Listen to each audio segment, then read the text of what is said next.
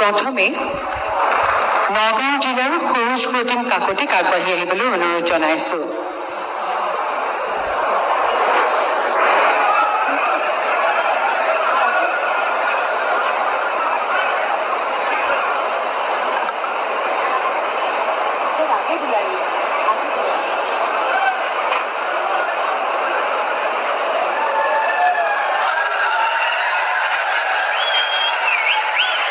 ধন্যবাদ।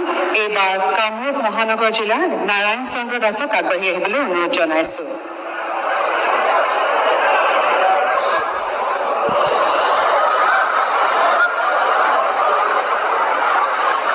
ধন্যবাদ।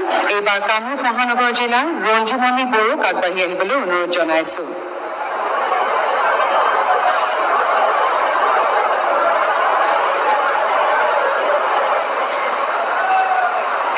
ধন্যবাদ।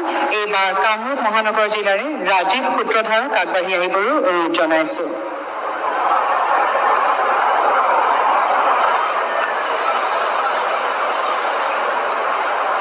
ধন্যবাদ। এইবাৰ ডিব্ৰুগড় জিলাৰ পলাশ বা কালিয়ালক আগবাঢ়ি আহিবলৈ অনুৰোধ জনাইছোঁ।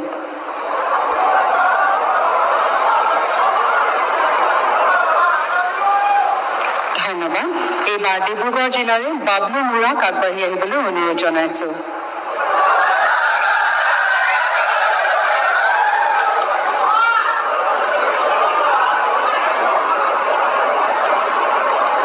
ধন্যবাদ।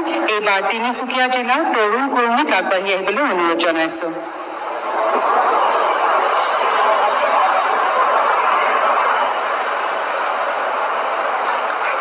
ধন্যবাদ।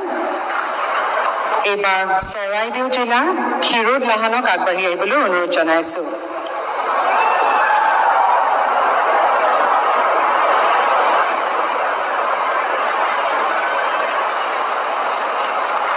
ধন্যবাদ। এইবাৰ গোলাঘাট জিলাৰ ৰাজীৱ ছেত্ৰীক আগবাঢ়ি আহিবলৈ অনুৰোধ জনাইছোঁ।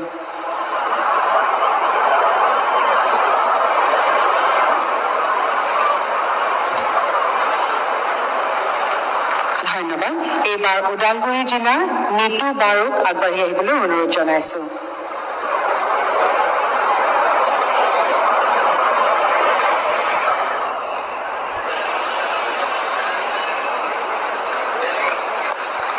ধন্যবাদ।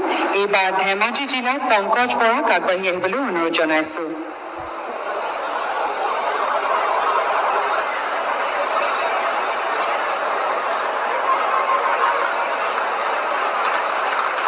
ধন্যবাদ।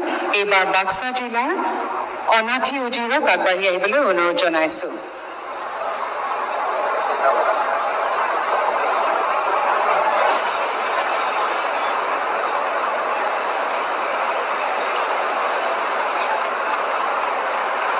ধন্যবাদ। এইবাৰ ডিমা হাছাও জিলাৰ সুচাইন্দী মনিছাক আগবাঢ়ি আহিবলৈ অনুৰোধ জনাইছোঁ।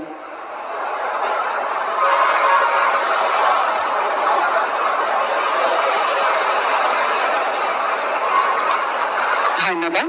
এইবাৰ পশ্চিম কাৰ্বি আংলং জিলাৰ অজানিতা তেৰণপিক আগবাঢ়ি আহিবলৈ অনুৰোধ জনাইছোঁ।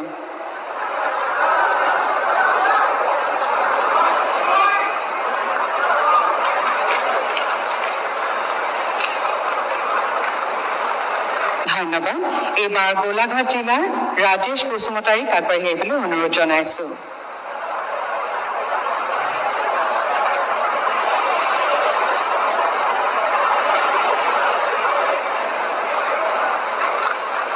ধন্যবাদ।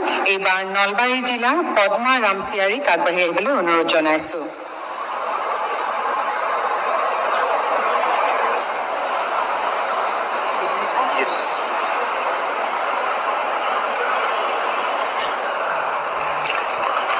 ধন্যবাদ। এইবাৰ শোণিতপুৰ জিলাৰ বিদিন্থা বসুমতাৰীক আগবাঢ়ি আহিবলৈ অনুৰোধ জনাইছোঁ।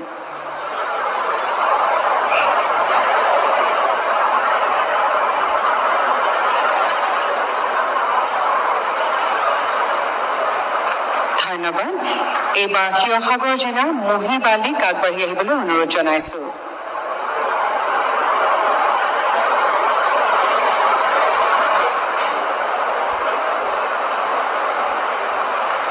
ধন্যবাদ।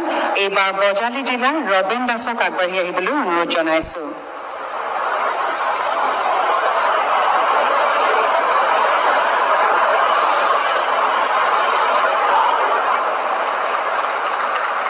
ধন্যবাদ। এইবাৰ মৰিগাঁও জিলাৰ বিকাশ দাসক আগবাঢ়ি আহিবলৈ অনুৰোধ জনাইছোঁ।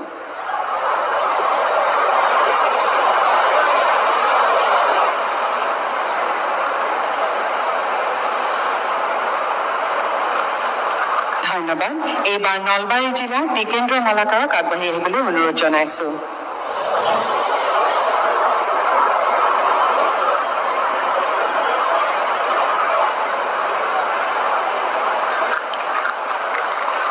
ধন্যবাদ মহাশয়। 2 লাখ যুৱক যুৱতীক আমি আত্মসংস্থাপনৰ পথ দেখুৱাম।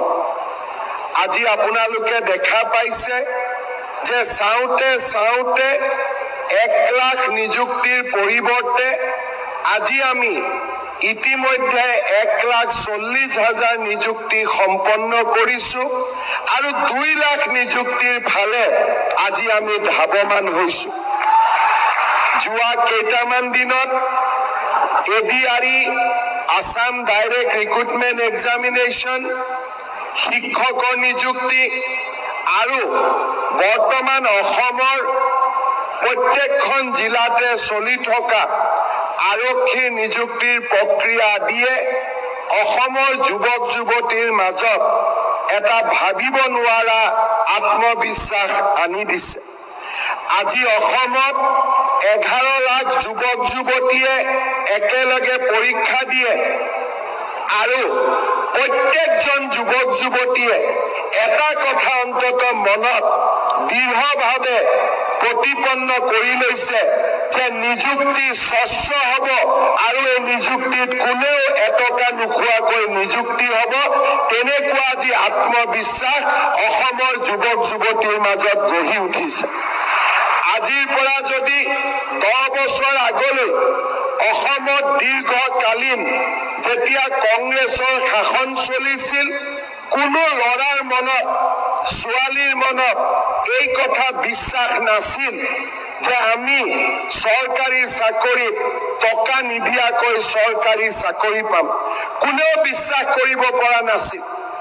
আৰু চাওঁতে চাওঁতে সৰু এটা চাকৰিৰ বাবে টকা দিয়া, ঘোষ দিয়াৰ পৰিমাণ 1 কোটি টকালৈকে বৃদ্ধি পাইছিল। কংগ্ৰেছৰ দিনত APSCত এনেকুৱা ব্যক্তিক অধ্যক্ষ কৰি দিয়া হৈছিল যে যাৰ জীৱনত এটাই মাত্ৰ ব্ৰত আছিল যে নিবনুৱা ল'ৰা ছোৱালীৰ পৰা কেনেকে টকা লুণ্ঠন কৰিব পাৰি, কেনেকৈ ধন লুণ্ঠন কৰিব পাৰি। আৰু এনেকুৱা এটা পৰিৱেশ আছিল যে অংগনবাদী কৰ্মী, আশা কৰ্মী নিযুক্তি দিবৰ বাবেও ধনৰ লেনদেন হৈছিল। আজি আমি সেইখন অসম এটা যুগৰ পৰা আন এটা যুগলৈ পৰিৱৰ্তনৰ বাবে কাম কৰিছো। কংগ্ৰেছৰ দিনত থকা পংকিলতাক আঁতৰাই আজি আমি স্বচ্ছতাৰ এটা নতুন দিগন্তলৈ গতি কৰিছো। কোনোবাই সুধিছে যে আমাক প্ৰশ্ন কাকতখন ঘৰত আনিব দিব লাগে, আমি কৈছো ঘৰলৈকে লৈ যাওক। কোনোবাই কৈছে যে আমাক OMR চিটখন চাব দিব লাগে, আমি কৈছো সেইখনো লৈ যাওক। কতো কোনোবাই কৈছে যে প্ৰশ্নৰ উত্তৰ কেইটা আপোনালোকে এনসাৰ কিটো ঠিক কৰি বনাইছে নে নাই তাকো আমি চাব খুজিছো, আমি কৈছো সেইটোও চাই লওক। স্বচ্ছতাৰ এটা নতুন দিগন্তলৈ আমি গতি কৰিছো। আজি অসমৰ যুৱক যুৱতীৰ মাজত এটা ভাবিব নোৱাৰা আত্মবিশ্বাস আহি পৰিছে। ঋণাত্মক পৰিৱেশবিলাক সলনি হৈছে আৰু লাহে লাহে এটা আন্দোলন বিবৰ্জিত পৰিৱেশত আমাৰ ৰাজ্যখনলৈ স্থায়ী শান্তি আৰু বিকাশৰ ধাৰা উভতি আহিছে। মই 3 বছৰ আগতে এই খেলপথাৰত যেতিয়া স্বাধীনতা দিৱসৰ পতাকা উত্তোলন কৰিছিলো, তেতিয়া মই ৰাইজক এটাই আহ্বান জনাইছিলো যে আমাক এটা আন্দোলন বিবৰ্জিত পৰিৱেশ দিয়ক, আমি অসমত এক নতুন দিগন্তলৈ লৈ যাম। আজি আপোনালোকে দেখিছে ৰাজহুৱা খণ্ডত নিযুক্তি হওক, অসমত উদ্যোগীকৰণৰ বাতাবৰণ হওক বা আত্মনিৰ্ভৰ অসমৰ ফালে এক নতুন যাত্ৰা, সোণসেৰীয়া যাত্ৰা আমি আটাইবিলাকতে আজি সফল হ'ব পাৰিছো। মই নিজেও গম পোৱা নাছিলো যে আমি কিমান সফল হৈছো। যোৱা পৰহি দিনাখন অসমৰ জাগিৰোডত ছেমি কণ্ডাক্টৰ ইণ্ডাষ্ট্ৰী আমি আনিছিলো। ময়ো গম পোৱা নাছিলো যে কিমান ডাঙৰ ইণ্ডাষ্ট্ৰী আমি অসমত আনিছিলো। কিন্তু যোৱা পৰহি যেতিয়া কৰ্ণাটকৰ মন্ত্ৰী এজনে কান্দিব আৰম্ভ কৰিলে যে কৰ্ণাটকৰ পৰিৱৰ্তে অসমত কিয় এই উদ্যোগ গ'ল, তেতিয়া মই বুজি পালো যে অসমে আজি এক নতুন দিগন্তলৈ গতি কৰিছে আৰু কৰ্ণাটকৰ দৰে ৰাজ্যয়ো আজি অসমৰ সফলতাত ঈৰ্ষান্বিত হ'বলগীয়া হৈছে। তাতকৈ মোৰ জীৱনত আন ডাঙৰ প্ৰাপ্তি আন একোৱে হ'ব নোৱাৰে, তাক মই বিশ্বাস কৰোঁ। আজি আমি ইমান দিনে অভিযোগ কৰিছিলো যে কৰ্ণাটকত উদ্যোগীকৰণ হৈছে, অসমত কিয় উদ্যোগীকৰণ হোৱা নাই। আজি কৰ্ণাটকৰ মন্ত্ৰীয়ে আজি ৰাজহুৱাভাৱে কান্দিব আৰম্ভ কৰিছে যে অসমত কিয় উদ্যোগ হৈছে, কৰ্ণাটকত কিয় উদ্যোগ হোৱা নাই। তাতকৈ ডাঙৰ চাৰ্টিফিকেট কিজানি আন কোনেও দিব নোৱাৰে, যি ডাঙৰ প্ৰমাণ পত্ৰ কংগ্ৰেছৰ মন্ত্ৰীজনে আমাক দি থৈ গ'ল, কৰ্ণাটকৰ মন্ত্ৰীজনে আমাক দি থৈ গ'ল। শ্ৰদ্ধাৰ যুৱক যুৱতী বন্ধু বান্ধৱীসকল, মই যেতিয়া অসমৰ আন ৰাজ্যবিলাকত গৈ কওঁ যে আমি এনেকুৱা এটা স্কিম আৰম্ভ কৰিছো যে ল'ৰা ছোৱালীক আমি নিজৰ ভৰিৰ ওপৰত নিজে থিয় হ'বলৈ 2 লাখকৈ টকা দিম, কোনো মৰ্টগেজ নলওঁ, কোনো কাগজ নলওঁ আৰু আমাক 1 লাখ টকা ঘূৰাই দিব। কেতিয়া? 3 বছৰ তেওঁলোকে গেপ দিব। আজি যদি মোৰ 2 লাখ টকা সম্পূৰ্ণ হয়, মই 3 বছৰ এই 1 লাখ টকাটো ঘূৰাই দিব নালাগে আৰু তাৰ পিছত আমি পৰৱৰ্তী 5 বছৰত এই টকাখিনি সৰু সৰু ইনষ্টলমেণ্টৰ জৰিয়তে আমি উভতাই দিম। 1 লাখ টকা আমি উভতাই দিব নালাগে আৰু বাকী 1 লাখ টকা আমি কেতিয়া উভতাই দিয়া সম্পূৰ্ণ কৰিম? 8 বছৰ পিছত। মই যেতিয়া যেনেকে এনেকুৱা ধৰণৰ আঁচনিৰ কথা কওঁ, তেতিয়া মানুহে আন চৰকাৰসমূহ আচৰিত হয়, ৰাইজ আচৰিত হয়। যোৱাকালি মই হাৰিয়ানাত আছিলো, মই এই আঁচনিৰ বিষয়ে কৈছিলো আৰু ৰাইজক মই কৈ আহিছিলো যে আপোনালোকে মোৰ ফেচবুক চাই থাকিব। অহাকালি 11টা বজাত আমি প্ৰথম 25,000 ল'ৰা ছোৱালীক এই আঁচনিৰ ধন আমি হস্তান্তৰিত কৰিম। বহুতে মোক বিশ্বাস কৰা নাছিলে, কয় বেংকত যাব নালাগে, বোলে নালাগে, কোনো কাগজো দিব নালাগে, বোলে নালাগে, মৰ্টগেজো দিব নালাগে, বোলে নালাগে, বোলে টকাখিনি যদি ঘূৰাই নিদিয়ে। মই কৈছিলো যে অসমৰ যুৱক যুৱতীৰ ওপৰত মোৰ বিশ্বাস আছে, তেওঁলোকক আমি যেনেকে কৰিব অনুৰোধ কৰিম তেনেকে কাম কৰিব। আজি হাৰিয়ানাত বহুত লোকে এই ফাংচন লাইভ চাই আছে। মোক কৈছিলে যে আপুনি সঁচা কৈছে নে কি কৈছে, কালি আমি চাম। মই বোলো আপোনালোকে চাই থাকিব। অৰ্থাৎ আজি অসমক লৈ ভাৰতৰ চুকে কোণে আমি আজি গৌৰৱ কৰিব পাৰো যে আমি এখন নতুন অসমৰ ফালে আজি আমি ধাৱমান হৈছো। শ্ৰদ্ধাৰ যুৱক যুৱতী বন্ধু বান্ধৱীসকল, আপোনালোক সকলোৱে জানে এই আঁচনিখনৰ বিষয়ে মই আপোনালোকক বহুত দীঘলীয়াকৈ ক'ব নালাগে, মাত্ৰ 3টা কথা মই ক'ব খুজিছো। এই আঁচনিখনৰ প্ৰথম ধন ৭৫,০০০ টকা আজি আমি আপোনালোকক একোখনকৈ বেংক ড্ৰাফ্ট প্ৰদান কৰিম। আপোনালোকে এই বেংক ড্ৰাফ্টখন লৈ গৈ নিজৰ বেংক একাউণ্টত জমা দিলে আপোনালোকৰ বেংক একাউণ্টত ৭৫,০০০ টকা জমা হ'ব। দ্বিতীয়তে, এই মাহৰ ভিতৰতে আপোনালোকক আমি 3 দিনকৈ আমাৰ জিলাসমূহত প্ৰশিক্ষণ কৰোৱাম। ইতিমধ্যে কিছু যুৱকৰ প্ৰশিক্ষণ সম্পূৰ্ণ হৈছে আৰু কিছু যুৱকৰ প্ৰশিক্ষণ বাকী আছে। মই আপোনালোকক প্ৰতিশ্ৰুতি দিছো যে আপোনালোকৰ বেংক একাউণ্টত অহা 10 নৱেম্বৰত আমি আৰু 25,000 টকা সোমোৱাই দিম। অৰ্থাৎ আজি আমি 30 অক্টোবৰত কথা কৈ আছো আৰু 10 নৱেম্বৰত ৰাতিপুৱা 12 বজাৰ আগতে আপোনালোকৰ বেংকৰ একাউণ্টত 25,000 টকাকৈ আৰু জমা হ'ব। সত্ৰ দুটা 3 দিনীয়া প্ৰশিক্ষণটো সকলোৱে কৰিব লাগিব আৰু আপোনালোকক আজি সময়ৰ অসুবিধাৰ বাবে আমি কোনো আণ্ডাৰটেকিং এখন সৰু চহী কৰাব খুজিছো, কিন্তু আপোনালোকক আমাৰ জিলাৰ পৰা একোখনকৈ চুক্তিপত্ৰ দিয়া হ'ব। তাত একো লিখা নাই যে 1 লাখ টকা ঘূৰাই দিব নালাগে আৰু 1 লাখ টকা 3 বছৰ গেপ দি 5 বছৰত ঘূৰাই দিব লাগে। এই কথাখিনিয়ে লিখা এখন কাগজ পাব। এই দুইটা কাম আপোনালোকে 10 নৱেম্বৰৰ ভিতৰত সম্পূৰ্ণ কৰিব আৰু একজেক্টলি 10 তাৰিখে আপোনালোকৰ বেংক একাউণ্টত অতিৰিক্ত 25,000 টকা আমি সোমাই দিম। ইয়াৰ পিছত এই আঁচনিখন কেনেকে আগবাঢ়ি যাব? আমি আপোনালোকৰ লগত একোজন যুৱকক আমি নিযুক্তি কৰিছো।